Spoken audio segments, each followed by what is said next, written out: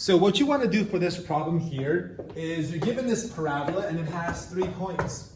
Maybe what we can do is that the Desmos, where you make like a table, and on the table you plug in the 3 points. You want to type in a table that has the 3 points there, and then in the bottom beneath the table, you want to type in that y1 squiggle ax1 squared plus bx1 plus c. And if you do that, it'll tell you the values of a, b, and c. And I believe that if you turn the values of a, b, and c into fractions, that's what you should get for a, b, and c right there. And if g of a equals negative 6138, then what is the smallest value of a?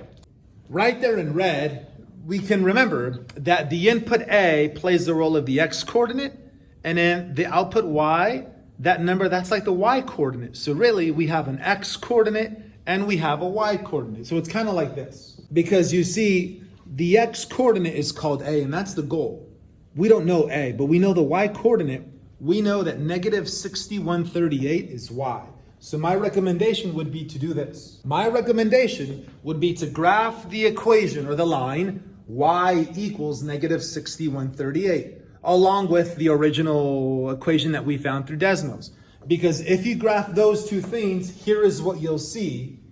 And then you'll notice that these guys intersect at 2 different locations. So we have 2 options for A, but since they want the smaller one, we're going to choose negative 100 instead of 92. So that's how we got negative 100 for this problem.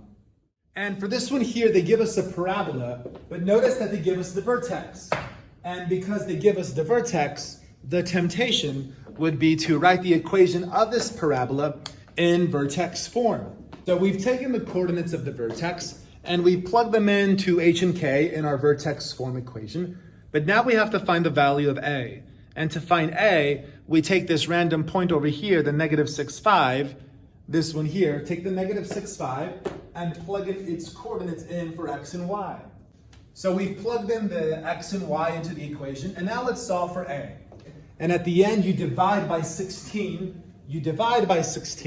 and that tells you the value of a. So now we can take a and we can plug it back into our equation. So our equation has been completed up there in the top right, but honestly, instead of calling it y, we should call it what it's always been called, p of x. Because from the very beginning, the goal is p of 7. So what we're going to do is we're going to go to our completed equation up there in the top right, and we're going to plug in 7 as the input.